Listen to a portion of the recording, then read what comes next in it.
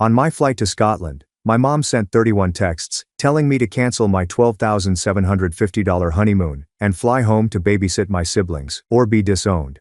The text from my mother arrived on my phone screen at 6:41 a.m. while I was waiting in the customs queue at Heathrow Airport, and the first 3 words caused my knees to buckle.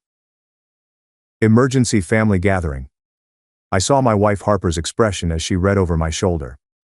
I watched her countenance morph from drowsy satisfaction to anxiety about something more serious. Anger or recognition? We had been married precisely 21 hours. We'd spent the previous 9 months preparing our vacation to Scotland. We saved $12,750 to finance the Highlands, distilleries, and castle accommodations. And my mother's next message, which arrived before I could digest the first, said, "Your sister Madison fractured her leg. Someone has to babysit the kids. You must return home today." Not, "Can you return home?" Not, "Is there any need?" As if I were an employee she could summon at any time. I'd been the oldest of 5 children for 29 years, but I'd been functioning as a third parent since the age of 10. That's when my mother returned to school for her master's degree in educational administration, which required evening classes 3 evenings a week and weekend study sessions that took up the entire Saturday. My father had a sports goods store, working retail hours on most weekends and during the Christmas season. Someone needed to monitor my younger siblings, Madison, who was 7 at the time. The twins Carter and Dylan were 5 years old, while baby Sienna was just 3. That person became me. I learned to make macaroni and cheese before I learned long division. I changed diapers while my pals played Little League. While my age group had sleepovers and went to the movies, I read bedtime stories and looked for monsters beneath mattresses. By the time I was 13, my responsibilities had shifted from basic childcare to effectively running the family. I went grocery shopping with a list my mother had set on the counter and cash she'd put in an envelope labeled food money. I made supper most evenings. Nothing extravagant, just spaghetti, tacos, and chicken nuggets, the type of food that a child could handle. I assisted with homework, managed sibling disagreements, and provided bandages and children's Tylenol. I remembered which youngster was allergic to strawberries and which one refused to eat their sandwich until it was chopped into triangles. My parents always commended me for being mature, reliable, and dependable. Teachers at school referred to me as an ancient soul. Neighbors believed I was wise beyond my age. No one ever questioned why a 13-year-old was performing the job of 2 adults, or why my parents appeared perfectly content to delegate their parenting responsibilities to their child. The practice remained unabated throughout middle and high school. I couldn't join the basketball team since practice lasted until 5:45 p.m., and someone had to collect the kids off the school bus at 3:05. Sienna had a dancing performance that night, and my parents had commitments they couldn't break. My mother had a meeting in Phoenix. My father had an inventory weekend at the store. I only attended one high school party since leaving the kids alone overnight was not an option, and my parents' notion of family time was for me to babysit while they went to dinner and watched a movie. I was admitted to Berkeley with a half scholarship, my ideal school, and my mother thought it was great but unrealistic. "We need you here," she replied, stirring her coffee at the kitchen table as if she were discussing the weather. "The children rely on you. Berkeley is really far away. So I went to stayed at home, traveled 35 minutes each way, worked part-time in a campus bookstore to save money, and returned home every afternoon to make sure the kids had food and got started on schoolwork." My mother had completed her master's degree by then and was working as a vice principal at the middle school, but her hours were never in line with the needs of the students. My father was still in the store, working weekends, and unreachable. At 23, I finished with a degree in civil engineering and was immediately hired by a mid-sized business that constructed municipal water systems. Good employment, fair compensation, and genuine career opportunities. I relocated to an apartment precisely 7 miles from my parents' house. 7 miles. That was the furthest I could psychologically rationalize going since someone had to be accessible for the kids. That's when I met Harper. She worked as a pediatric occupational therapist at the Children's Hospital. Sharp, humorous, and really insightful, which made me uneasy at first. We'd been dating for 4 weeks when she casually requested for Thai cuisine. "So, how frequently do your parents truly parent their own children?" The question hit like a blow. I had been telling her about postponing our dinner arrangements the night before since my mother asked me to keep the kids while she went to a retirement celebration. "They parent them," I explained defensively. "They're simply busy. It's easy for me to help." Harper had given me a long, probing gaze. You did not help out last night. You were a parent. There is a distinction. I did not have a response for it. Harper did not push at first, but just watched. I had to regularly cancel arrangements because my mother would call with some sort of emergency, which typically meant trouble. They saw me spend my weekends driving kids to soccer games and birthday celebrations while my parents attended their own social events. I saw my phone fill up with texts from my mother at all hours. Dylan needs poster board for an assignment due tomorrow. Can you pick up Sienna after gymnastics? I am running late. Carter left his trumpet at home. Can you bring it to the school? Always posed as queries but acting as mandates because if I answered no, I would forsake my siblings. I sincerely and strongly loved my siblings. They felt like my children in ways that were probably unhealthy but very genuine. When I proposed to Harper after 3 years of dating, she said yes right away, and then said seriously, "We need to talk about boundaries before we get married because I will not spend our marriage coming second to your parents' convenience." We spent months in premarital counseling with Dr. Elise Thornton, a licensed marriage and family therapist with 11 years of experience specializing in attachment and family systems. Dr. Thornton posed questions that made me sweat. When was the last time I said no to my parents? Never. Did I get paid for childcare? No. Have they ever thanked me? Not really. Did I recognize this as exploitation? The word hit me like a cold water. Exploitation. Not helpful. Not familial support. Exploitation. We set limits 5 months before the wedding. I informed my parents that I would no longer be available for regular childcare, but that I would be pleased to assist in true emergencies. Saturday soccer games and forgotten lunchboxes did not qualify. My mother sobbed real tears, rubbing her eyes with a tissue as if I had announced my death. "After everything we've done for you," she murmured, her voice cracking. "We reared you. We made a sacrifice for you. And now you are abandoning your family."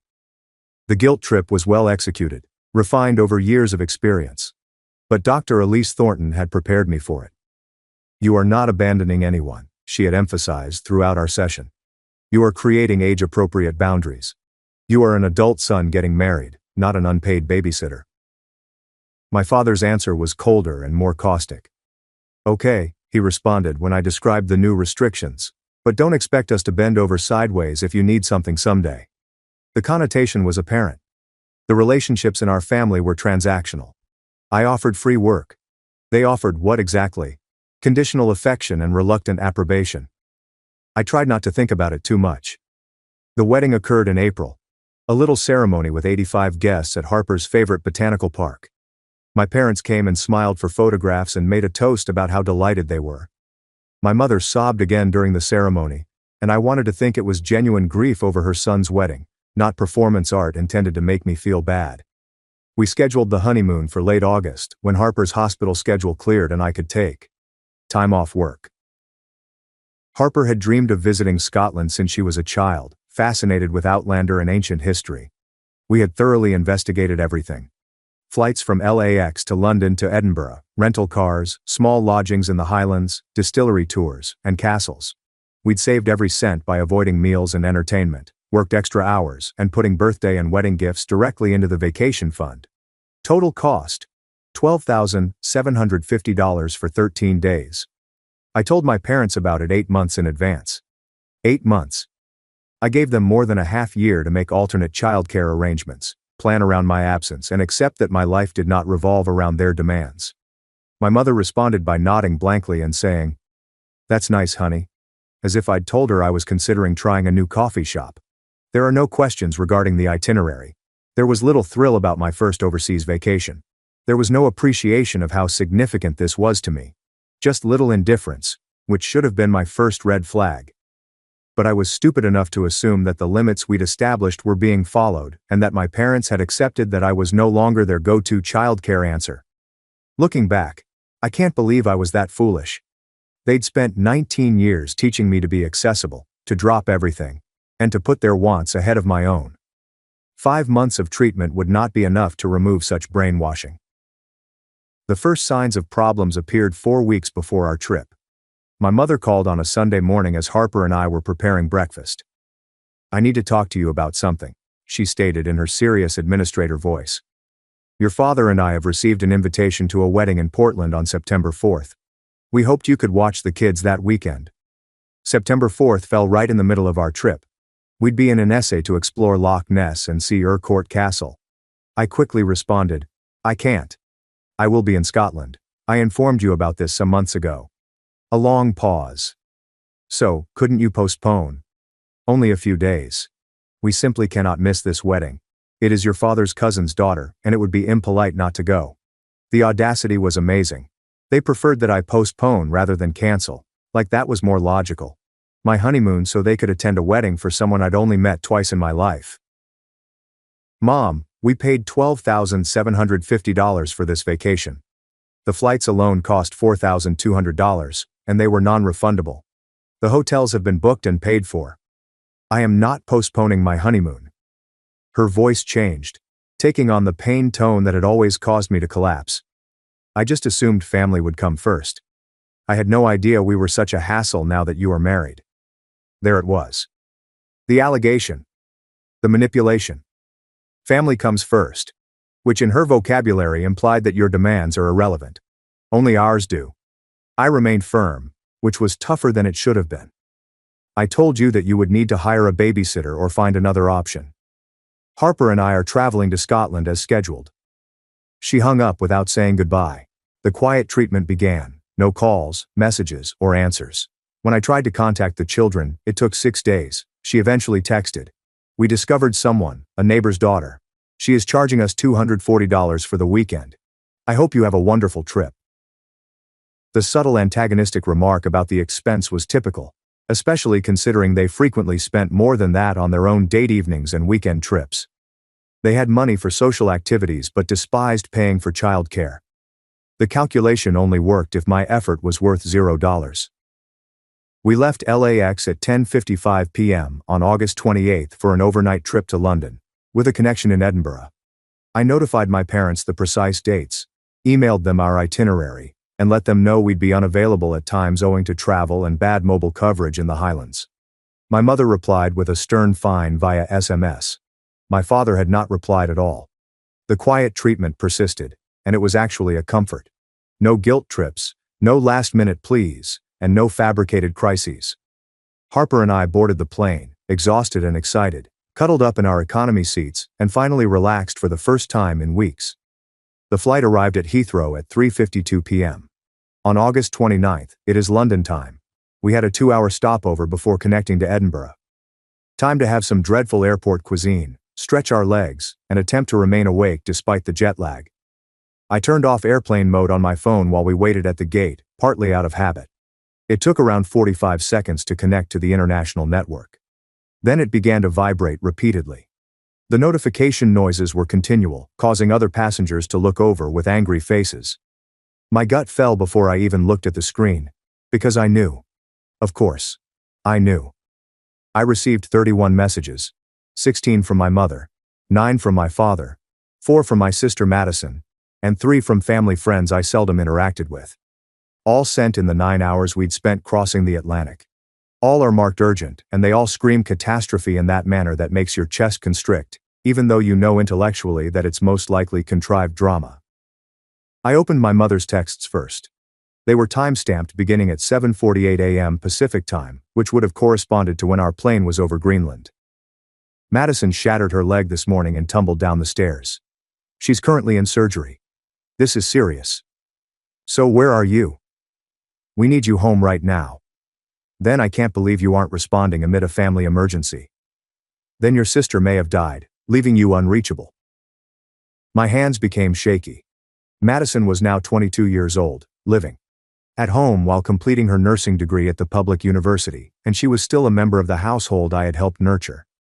A broken leg was severe, painful, and undoubtedly frightening, but surgery seemed excessive unless it was a complicated fracture or many fractures. I wanted to call right away, but we were still in the terminal. Announcements blare as people surge by. Harper read over my shoulder, her face turning pale. "Oh no," she gasped. "Is she okay?" I didn't know yet. We discovered a calm nook beside a closed business. I phoned my mother. She answered the first ring. Eventually she snapped. "No hello." There was no awareness that I had been on a plane for 9 hours with no cell connection, just fury. Where have you been? Her voice was tight and piercing, but not filled with despair. Not the voice of someone whose daughter had just had emergency surgery. We were on an aircraft, I explained, trying to remain cool. What happened? Is Madison all right? What sort of surgery? My mother sighed deeply and dramatically. She slipped down the basement stairs this morning while hauling clothes down. The doctor stated that she shattered her tibia in 3 places. They had to put a rod in. She'll be non-weight-bearing for at least 7 weeks, possibly 9. I dialed the hospital's number on my phone, ready to talk with someone directly. Okay, that's quite serious. I'm so sad she's going through that. Is she out of surgery? Can I speak to her? My mother gave a disappointed sound. She's in rehab and extremely drugged. She is not available for phone calls.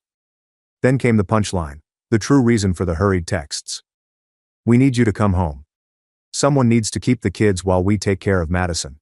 Your father and I cannot handle anything alone. You need to cut your trip short and return today. There it was. Not Madison is dying and would like to see you. We do not require family help during a medical crisis, but we do need to come home and babysit since we have more essential things to accomplish. Carter and Dylan were now 19 years old, having finished their sophomore year at State. Sienna was 17 years old and a senior in high school. They were not little children who need regular care. They were almost grown-ups themselves. Mom, the twins are 19. They're old enough to care for themselves and assist Sienna. I'm not sure why you want me to travel home from Scotland on the first day of my honeymoon to babysit youngsters. Long, scary quiet. I can't believe you've gotten so selfish. Your sister recently underwent surgery, and you're concerned about your trip. There was the word again. Our vacation, not honeymoon, made it feel frivolous, optional, and something I could skip without consequences. This isn't a vacation, I said, my voice rising despite my best attempts. This is my honeymoon. We saved for several months. We paid $12,750 for this vacation. The flights are non-refundable. We just arrived 5 hours ago. Madison is going to be okay. A fractured leg is horrible, but it is not life-threatening. And the kids are teens, not toddlers. They don't need me there. My mother's voice became frigid. If you don't come home, you shouldn't bother returning to this household. You've chosen a vacation above your sister, your siblings who rely on you, and this family, and I'll make certain that everyone understands who you've become. The danger hovered in the air, familiar and unpleasant. Emotional blackmail had always been her chosen weapon, developed over decades of experience. I hope Madison heals quickly, I murmured, my voice wavering slightly. We'll check in tomorrow, but we won't be home early. We just arrived. I hung up before she could reply. Harper was looking at me with big eyes. She threatened to disown you, she replied slowly, because we did not cancel our honeymoon to babysit teens. Put that way, it sounded absurd. It was wild, but it was also the same dynamic I'd been stuck in for 19 years. My wants were irrelevant. My limits did not matter. My existence wasn't important, except as a resource for my parents to abuse. We boarded the aircraft to Edinburgh. The short trip was meant to allow us to regain our breath, reorganize, and begin our genuine honeymoon. Instead, I spent time looking at my phone, watching texts accumulate. My father texted, "Your mother is distraught. Madison is asking for you. The children are afraid. This is what you chose." We arrived in Edinburgh at 9:05 p.m. local time. We picked up our rental car, a little Nissan hatchback with right-side steering, which made my American head hurt. We drove 45 minutes to our first hotel, a renovated Victorian mansion in the old town with uneven flooring and a fireplace in the room. It should have been amazing, the start of all we had planned. Instead, I perched on the side of the bed and dialed Madison's mobile phone, desperate to hear from her personally that she was okay, and that this was not the 5-alarm situation my mother had described. She responded on the 4th ring, her voice muzzy and distant. "Hey," she said. "Mom claimed you were not coming home." "I'm in Scotland," I explained gently. "I am on my honeymoon. I'm really sorry about your leg. That sounds really uncomfortable. How do you feel?" She was silent for a moment, and I could hear the beep of hospital equipment in the background. "It sucks. The surgery hurt, and the painkillers make me feel strange, but I'm fine." The doctor described it as a clean break. The hardware appears to be in good condition. "I'll be on crutches for a while. but I should recover well. Relief washed over me. Clean break. Good prognosis. Not the medical catastrophe my mother had predicted. So why is Mom claiming that this is a family emergency that requires me to fly home? I inquired carefully. Madison sighed. She's freaking out because someone needs to help me get around, and it appears she can't handle that, let alone managing the household where Carter and Dylan are adults and Sienna is 17. I'm not sure why she acts like they're 7 years old. There it was. The truth. Simple but infuriating. My mother did not wish to parent. She wanted me to come home and resume my role as an unpaid caregiver so she wouldn't have to deal with her daughter's injury. Maddie, I'm not flying home, I explained. I apologize, but I gave them 8 months' notice about this trip. They had time to plan. This is my honeymoon. I know, she said, sounding tired. I also told Mom about it. I told her the twins could help me and I didn't need you to fly home from Scotland, but she's all about family obligations and how you've changed since you married. It is exhausting. We talked for a few more minutes, and I reassured her that I loved her and wanted to hear about her recovery. She insisted that I enjoy my trip and ignore our mother's dramatics. When we hung up, I felt slightly better. My sister was not dying. She didn't need me there. This was a manufactured crisis, as Dr. Elise Thornton had warned me to expect. But the texts kept coming. My mother, my father, and extended family members whom my parents had clearly requested as reinforcements. My Aunt Marjorie, I can't believe you would abandon your family like this. What is wrong with you? My Uncle Raymond, your mother is crying. Come home and fix it. Cousins I hadn't spoken to in years suddenly voiced their concerns about my selfishness, cruelty, and complete lack of family values.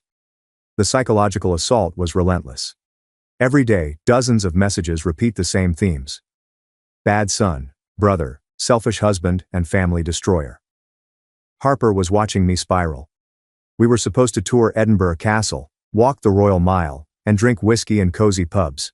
Instead, I was glued to my phone, reading accusations and guilt trips, and my anxiety increased with each notification. Harper took my phone from me on our third day in Scotland, after I had spent 2 hours in our hotel room responding to family texts rather than hiking through the Highlands as planned. This had to stop, she stated firmly. They are ruining our honeymoon. You are letting them ruin our honeymoon. We need assistance. We discovered Dr. Maren Whitaker, a family systems therapist based in Portland who also offers telehealth sessions, via an online directory. She had 16 years of experience focusing on emotional abuse, parentification, and toxic family dynamics. We scheduled an emergency video call for that afternoon, sitting in our hotel room overlooking Edinburgh, as Dr. Whitaker listened to me explain 19 years of exploitation and the current crisis. She did not interrupt, instead taking notes and occasionally asking clarifying questions. When I finished, she was silent for a long time. She finally explained that what your parents had done was known as parentification. It is a type of emotional abuse in which parents inappropriately delegate adult responsibilities to their children. You have been exploited since the age of 10. You gave up your childhood, adolescence, and early adulthood to raise their children, and now they're escalating because you finally set a boundary. She spoke with clinical detachment, stating facts rather than passing judgment. The emergency they've created, in which you must cancel your honeymoon to care for teenagers who do not require intensive care, is a control tactic. They're seeing if you'll break and revert to old habits. Flying monkeys refers to a family-wide attack in which relatives are recruited to harass you. It is deliberate abuse. Hearing a licensed professional with credentials describe this as abuse changed something in my brain. It wasn't just Harper being overprotective or me being overly sensitive. This was real, documented clinical abuse. Dr. Whitaker assigned me homework: document everything, every text, voicemail, and guilt trip. She requested dates, times, and exact wording. If your parents escalate further, she warned, you may require legal representation. I want you to have evidence. I assumed she was being paranoid. I didn't realize how right she was. We spent 5 days in Edinburgh before driving north into the Highlands as planned. The scenery was breathtaking: rolling green hills, ancient castles perched on cliffs, locks as clear as glass. We visited Stirling Castle, drove through Glencoe, and stopped at small distilleries that produced single malt whiskey and copper stills. It should have been perfect, but my phone was constantly buzzing, sometimes with 60 messages per day. My mother's texts ranged from hurtful to aggressive to openly threatening. You're destroying the family. Everyone knows what you did. There will be consequences for this betrayal. On September 4th, 5 days into our trip, my mother sent a text that made my blood freeze. Because you have abandoned your responsibilities, we are filing a formal complaint with Adult Protective Services. The twins and Sienna are being neglected because you are not present to care for them properly. Enjoy Scotland while you can. I showed it to Harper, my hands shaking. Can she do that? I asked. Can she report me to the APS for not babysitting? Harper, who had spent years practicing pediatric medicine and dealing with bureaucratic nightmares, appeared skeptical. Adult Protective Services are for elderly or disabled adults who are abused or neglected. Your siblings are teenagers with no custody arrangements. I don't believe there is any mechanism for that complaint to stick. Dr. Whitaker was more direct in an emergency session held that evening from our hotel in Annecy. Your mother is bluffing, she stated flatly. She's attempting to scare you into returning home, but she's also creating a paper trail that could backfire spectacularly because she's effectively documenting that she can't parent her own children without the unpaid labor of her adult son. That will not look good if any agency actually investigates. She was correct about the bluff. No one from Adult Protective Services ever called, but the threat had been made, and it lingered in my stomach like poison. 3 days later, on September 7th, I received a call from an unknown Oregon number. I answered wearily, expecting a telemarketer or the wrong number. Instead, a professional male voice asked, "Is this Logan Pierce?" I confirm. "This is Troy Haldane with Child Protective Services. I'm calling because we received a concerning report about minors in your household." My brain stuttered at the words, "minors household." "I'm sorry," I said. "I have no minors in my household. I am on my honeymoon in Scotland." "Are you certain you have the right person?" Troy Haldane sounded puzzled. "The report identifies you as the primary caregiver for 3 minor siblings, Carter, Dylan and Sienna Pierce. It states that you abruptly stopped caring for the children without making alternative arrangements, putting them in danger." The pieces clicked into place with sickening precision. "My mother filed that report," I stated, "and she lied. Carter and Dylan are 19 years old. They are adults. Sienna is 17, but she is with our parents, who are her legal guardians. I am their 29-year-old brother. I have no custody, guardianship, or legal responsibility over any of them. I am on my honeymoon with my wife." There was a prolonged pause. "Could you describe your relationship with your siblings and your role in the household?" Troy asked cautiously. So I told him everything. The parentification that began at the age of 10, the 19 years of unpaid childcare, the boundaries I set before getting married, the honeymoon we had planned for months, my mother's insistence that I cancel everything to babysit teenagers who did not require intensive care, and the escalating harassment and threats. Troy listened without interruption, and I could hear him typing notes. After I finished, he said something that changed everything. "Mr. Pierce, I want to be very clear about something. The report we received was filed by your mother. In an attempt to make you appear neglectful, she has made several concerning admissions about her own parenting." He explained that CPS would perform a home evaluation within 72 hours. They would interview the children, assess living conditions, and determine whether adequate care was being provided. "For the record," Troy stated, "you are not in any legal trouble. You're an adult sibling without a custody arrangement. Your mother's claim that you abandoned minor children is factually incorrect. 2 are adults, and 1 is in her legal custody, but her admission that she cannot adequately care for her children without your constant presence is deeply concerning." We hung up. I immediately contacted Dr. Maren Whitaker again. "CPS is investigating my parents," I said, "and they are still processing it because my mother attempted to report me for not babysitting." Dr. Whitaker was quiet for a moment before saying something that will stay with me. "Logan, if CPS finds problems, it is because they exist. Not because you failed to conceal them, but because your parents have been neglecting their children while using you as a cover.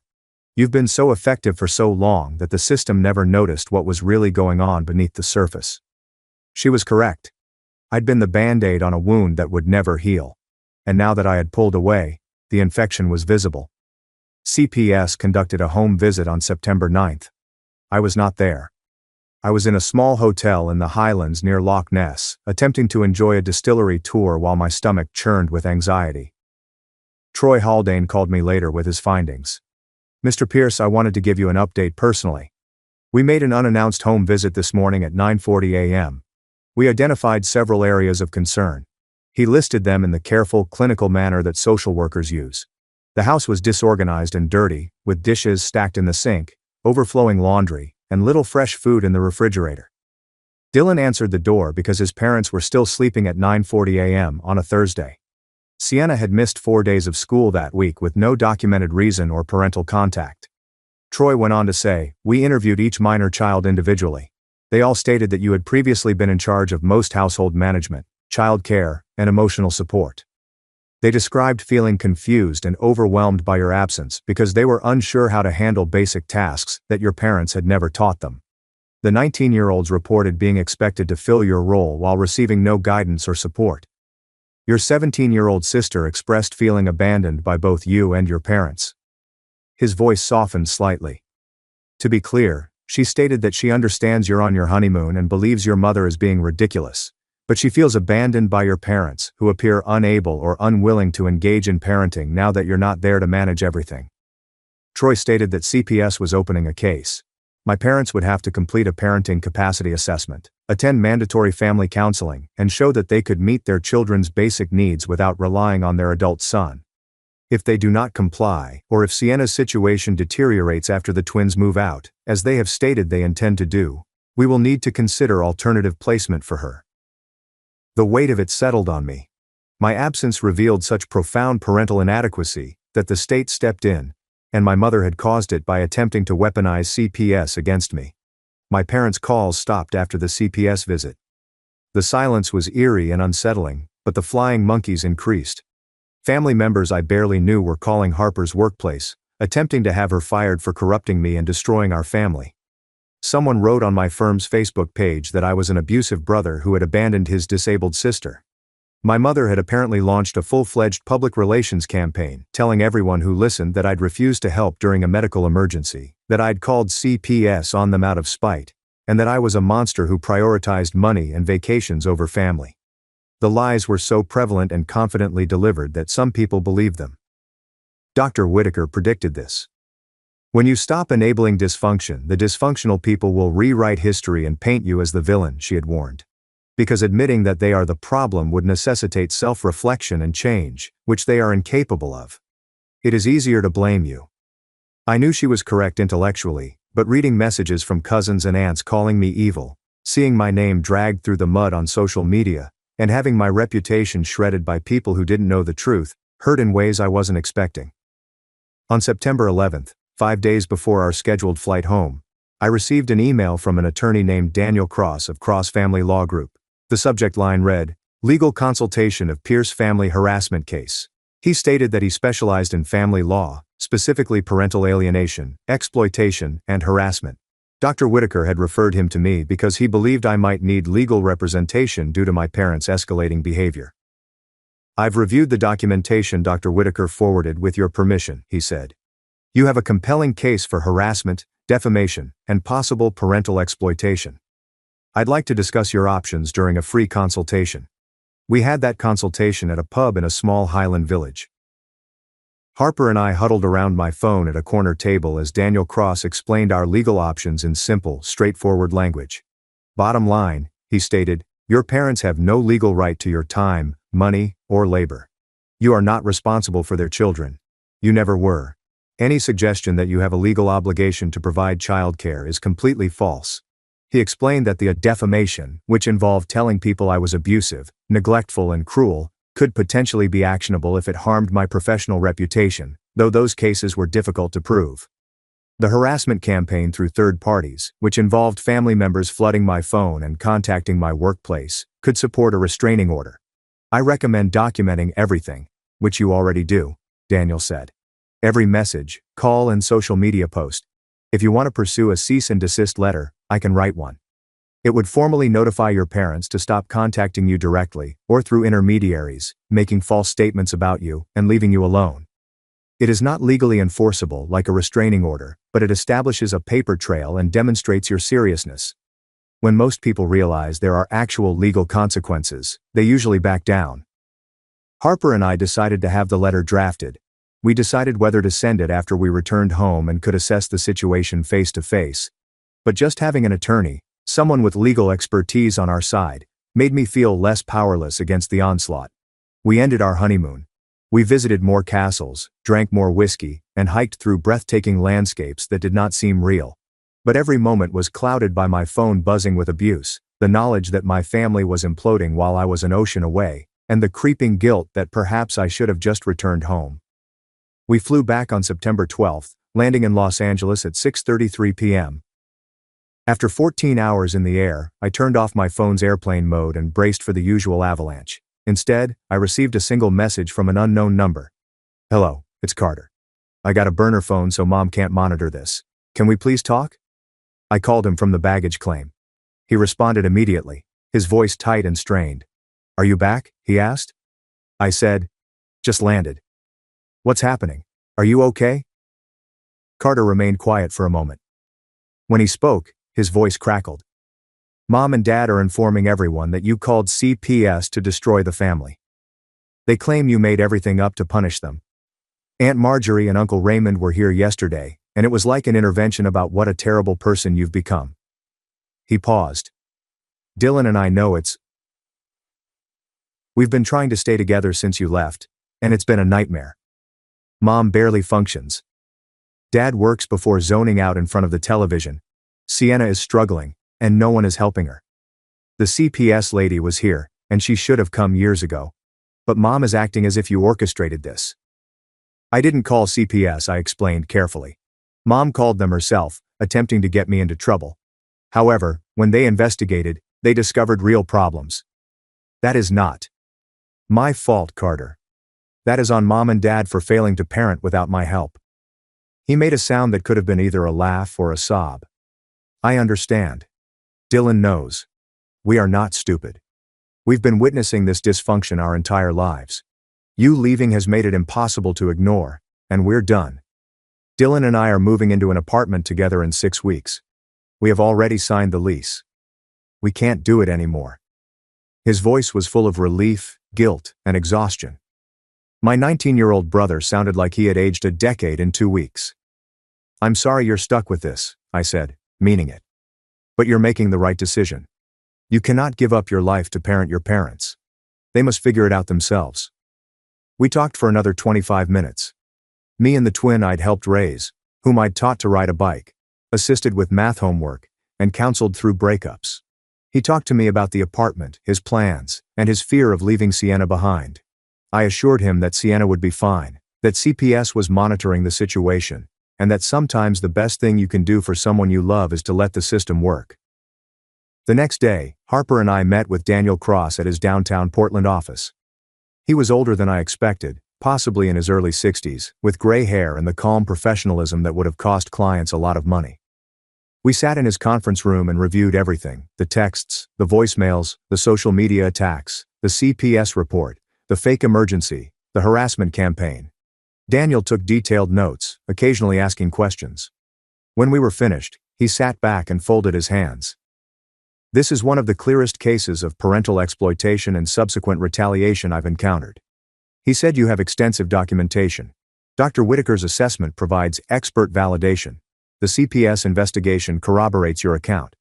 If your parents attempt any legal action against you, which they won't because they'd lose immediately, we can shut it down instantly."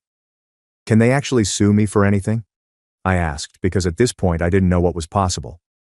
Daniel shook his head. "They could file a frivolous lawsuit. Sure, anyone can sue anyone, but they have no standing. You have no legal obligation to provide childcare for siblings. The concept doesn't exist in law. If anything, you'd have stronger grounds to sue them. 19 years of unpaid labor, lost educational opportunities, emotional damages. I don't recommend that route because family litigation is expensive and traumatic, but you'd have a viable case." He slid a document across the table. "This is the cease and desist letter. If you authorize it, I'll have it delivered tomorrow." The letter was formal and unambiguous.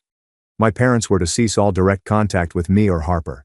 Stop recruiting third parties to contact or harass us. Stop making false statements about us to family members or on social media. And cease all attempts to hold me responsible for childcare or financial support of my siblings. Failure to comply would result in legal action, including restraining orders and potential defamation suits. It was harsh. It felt necessary. Harper and I signed the authorization. Daniel promised to handle delivery and follow-up. Fair warning, he said as we left. People like your parents tend to either back down completely or escalate dramatically when served legal papers. There's rarely middle ground. Be prepared for either response. The cease and desist letter was delivered on September 18 at 3:12 p.m. According to the courier's tracking, my mother called 22 minutes later. I didn't answer.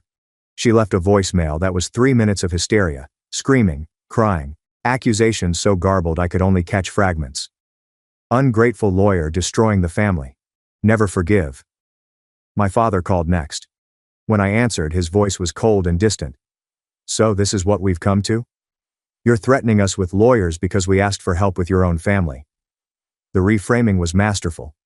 Demanding I cancel my honeymoon had become asking for help. And 19 years of exploitation had vanished entirely from the narrative. Dad, you didn't ask for help. You demanded I cancel my honeymoon to babysit teenagers. When I said no, Mom faked a medical emergency severity, weaponized my siblings against me, recruited extended family to harass us, and then accidentally got CPS called on herself. That's not asking for help. That's abuse. Long silence. Then if that's your perspective, I don't think we have anything more to discuss. He hung up. That was the last direct contact I had with either parent. The flying monkeys persisted for a few more weeks, but Daniel sent cease and desist letters to the most aggressive ones, and the messages gradually stopped. My parents had apparently decided that complete estrangement was preferable to accountability or change. The CPS case continued for 5 months. Troy Haldane updated me periodically. My parents had completed 2 parenting assessments. Both scored poorly on measures of emotional availability, child engagement, and understanding of developmental needs. They attended 4 sessions of mandatory family counseling, then stopped showing up, claiming the therapist was biased and didn't understand their family. The house conditions had improved marginally, mostly because Carter and Dylan had been doing cleaning and cooking before they moved out. Sienna was back in school consistently, but her grades had dropped, and she'd told her school counselor she felt emotionally neglected at home. The issue is that your parents are barely meeting minimum standards, Troy explained in one call. They're not abusive in ways that would justify immediate removal, but they are profoundly inadequate parents. Your sister essentially parents herself, gets herself to school, makes her own meals, manages her own schedule. Your parents provide a house and financial support, but almost no emotional engagement or practical guidance. He sounded frustrated. Unfortunately, inadequate parenting isn't usually grounds for removal unless it causes demonstrable harm, but we're monitoring closely, especially now that the twins have moved out and your sister has lost her buffer. In January, 4 months after we'd returned from Scotland, Carter called me with news. Madison is moving out, he said. She found a job at a hospital in Seattle, and she's transferring to finish her nursing degree up there. She's leaving in February. My first thought was relief that Madison was getting out, followed immediately by worry about Sienna. What about Sienna? I asked. Carter was quiet. She's counting down the days until she turns 18 in May. She's already been accepted to state, and she's planning to live in the dorms. 5 months and she's out. She just has to survive until then. Survive. The word hit hard. My baby sister, the 3-year-old I'd helped raise, now having to survive in her own parents' house until she could legally escape. Is she safe? I asked. Carter sighed. Physically, yeah, but emotionally? Mom and Dad barely talk to her. They're like roommates who ignore her. She eats dinner alone in her room most nights. When CPS came to check on things last month, she told them everything was fine because she's so close to aging out that she doesn't want to risk getting put in foster care. She'd rather be lonely than in the system. It made sense, but it broke my heart. In March, I got a call from Sienna herself. We hadn't talked much since I'd been back. A few short texts, nothing substantial. But now, she called, her voice small and uncertain. Hey, she said. I wanted to tell you something before you heard it from someone else. I got into state. Full-ride academic scholarship. I'm moving into the dorms in August. Pride flooded through me, mixed with relief. Sienna, that's incredible. I'm so proud of you. A full ride is amazing. She laughed, but it sounded sad. I basically raised myself this year. Did all my college apps alone, Wrote my essays alone. Figured out financial aid alone. Mom and Dad didn't help with any of it. They didn't even ask. We talked for over an hour, my sister and I, about her plans and her fears and her hope for a future where she didn't have to parent herself. She told me she'd been in therapy through her school counselor, working through the realization that our parents' neglect wasn't normal or acceptable. She said she understood why I'd left, why I'd set boundaries, why I couldn't keep sacrificing my life for their dysfunction. I don't blame you, she said quietly. I'm going to do the same thing once I'm out. I'm going to build my own life, and they can figure out how to function without using their kids as unpaid labor. The CPS case closed in May, right before Sienna's 18th birthday. Troy called to let me know. We're closing the case since all the children are now adults, he said. For what it's worth, I want you to know that you didn't cause this situation. Your parents did. You just stopped enabling them to hide their inadequacy. Your siblings are all going to be okay. They're smart, resilient, and getting out. That's the best outcome we could have hoped for. He paused. And Mr. Pierce, what you did? Setting boundaries, protecting your marriage, refusing to sacrifice yourself. That took real courage. Your siblings learned from watching you that it's possible to choose yourself. That's a gift. My parents still haven't spoken to me. It's been 20 months since the honeymoon, since the boundary that broke our family. I've seen them 4 times in that period. 3 times at a distance at family events where we stayed on opposite sides of the room. Twice at the grocery store where my mother literally turned her cart around and left when she saw me. They look older, smaller, diminished somehow. My mother's hair has gone almost completely gray. My father has developed a stoop. They look like ordinary aging people who made catastrophic choices and paid devastating prices.